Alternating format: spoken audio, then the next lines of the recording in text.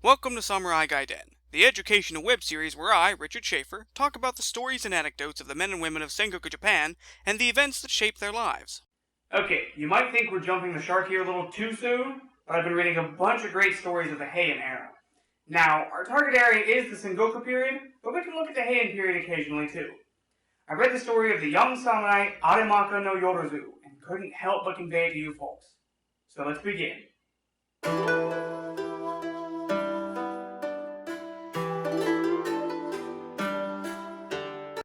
First, let me just say that history has failed to record young Yorozu's full name. He was from a small village south of Osaka, which at the time was called Naniwa. The village he was from was named Arimaka, so for the purposes of this video, I've opted to call him Arimaka no Yorozu. That would be Yorozu of Arimaka village. A little preface so you have some idea of what's going on. Japan at this time is ruled by Emperor Youmei. Now Youmei died at a tender age of, 69, and he had only ruled for 2 years after the death of Emperor Bidatsu, his elder brother. With Yomei's death, there were two major choices for succession: his son, Prince Shotoku, and his brother, Prince Anahobe. The emperor at the time had two major ministries who served him. They were the emperor's right and left hands, so to speak. One was the Oomi, or Great Administrator, which was a civil position that controlled everything within the capital. This position was held hereditarily by the powerful Soga clan. As a matter of fact, Emperor Yomei's mother was of the Soga clan, as was his wife, who was actually his mother's daughter from another marriage. So, yeah, Emperor Youmei married his own half-sister. Anyway, the other major position was the O-Maraji, or Great Chieftain. His job was to control everything outside of the capital, so all of the lesser clans in the provinces answered to him. He also had the added duty of controlling the police forces and essentially the imperial army. This job was hereditarily controlled by the Mononobe clan. Now, to get even more off track, I have to mention that there was a huge religious issue brewing in the country. You see, only recently had Buddhism come over to Japan from China and Korea, and many devout Shintoists wanted to prevent its spread. Well, guess what? The Soga were Buddhist, and the Mononobe were devoutly Shinto. And while the late Emperor Bidatsu was also pro-Shinto, his younger brother Youmei was neutral in the debate, having been a follower of both religions, much like modern Japanese culture. So, we have the Shinto Mononobe, who controls the provincial armies and supports the pro-Shinto Prince Anahobe. And on the other side of things are the Buddhist Soga, who control the civilian offices within the capital and the Imperial Guard, along with pro-Buddhist Prince Shotoku. Now, I told you all that to sum it up in a very anticlimactic way. They came to blows, and the Soga and Mononobe went to war. The Mononobe called up the entire provincial army, which surely would outnumber and surround the Soga with ease. Would, assuming any of them had responded.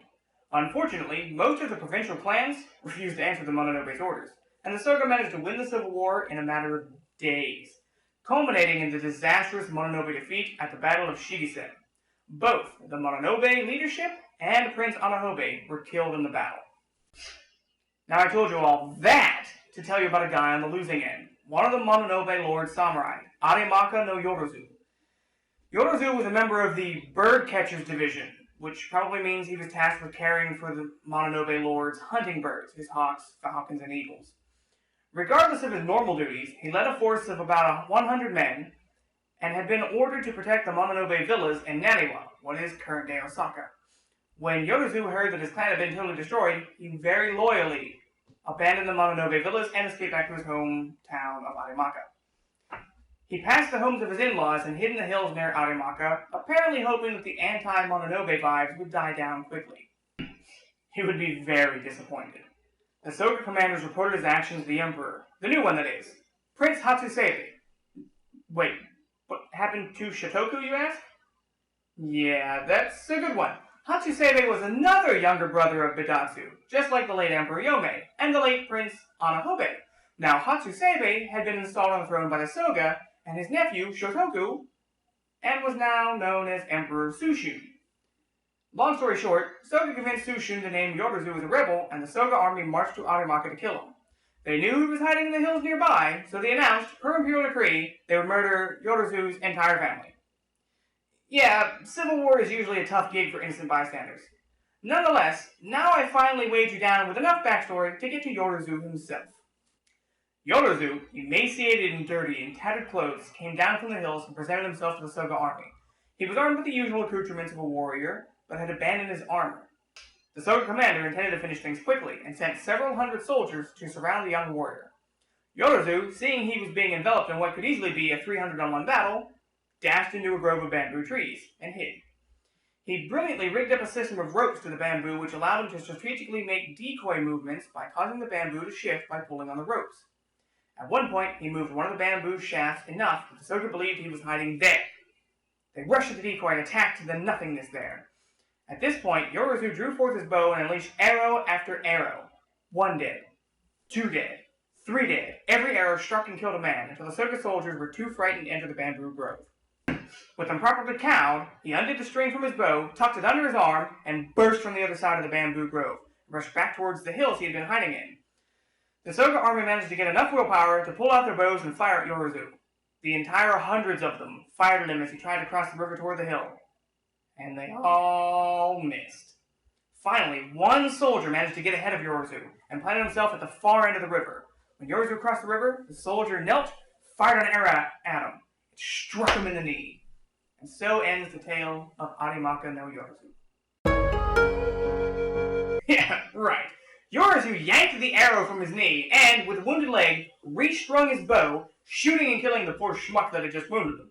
He then turned to face the Soga army that was approaching the river to fight him, still outnumbered by several hundreds, and cried out to them, "I am a loyal shield to the Emperor, and wanted nothing more than to show my bravery. His Majesty never called upon me, though. And now I am put into this extreme situation. Please, somebody tell me, do you intend to kill me, or to capture me?" The Soga response was basically what you'd expect. They pulled their own bows back out and fired upon him from across the river. They challenged each other to see which one could kill Yorozu first, and started firing arrows at him. Yorozu, not one to easily die, swatted away the arrows, and pulled his own bow back out. Once again, he fired the Soga army. 1 dead, 2 dead, 3 dead. Over 30 men were shot to death by Yorozu. But alas, he was wounded in the leg and couldn't run away, and now he was out of arrows. He drew his sword and sliced his own bow into 3 parts so that it could not be taken and used by the Soga soldiers as a prize. Similarly, he bent the sword and tossed it into the river he had just crossed. Finally, he drew his dagger, and one of the earliest accounts of seppuku, before seppuku was even a thing, jammed the dagger into his neck, killing himself. When the report was filed, the Soga-controlled court ordered that he be hacked into 8 parts, and each part be impaled on a spear and put in one of the 8 provinces that comprised Japan at this time. Legends claim that each hack against his corpse was met by torrential rainfalls and claps of thunder, but finally, his body was cut into 8 separate pieces. Now, Yorozu was said to have had an all-white dog. The dog barged into the butchering and stole his dead master's head, taking it into the fields near Arimaka and burying it. The dog then laid himself atop the buried head and starved itself to death. When the Soga forces reported that to the imperial court, they responded that such a show of loyalty was remarkable in that day and age, especially by a dog. They decreed that the dog should be honored for his loyalty, and that Yorozu's corpse should be pardoned, and the remains returned over to Yorozu's kinsmen, who built 2 tombs in Arimaka village, one for Yorozu, and just beside it was one for his faithful dog. Thus really ends the tale of Arimaka no Yorozu, a tragic story of a talented youth who got the short end of the stick. Oh, by the way, remember that Emperor Sushun guy? Yeah, well, he pissed Soga off a couple years later, and the Soga had him assassinated. And he was replaced by Prince Shotoku, right? No. Emperor Bidatsu's wife, Empress Suiko, took over. Well, at least Shotoku finally got promoted to regent under his stepmother's reign, I guess. Man, this Heian stuff is weird. Maybe we'll go back to Sengoku stuff next month. Unless there was something else Heian you wanted to know about. Let me know what you're interested in the comments. And like, share, and subscribe. Or Arimaka no Yorozu's spirit, or return from the grave and, I don't know, like pet your dog or something. I'm not real good with the threats.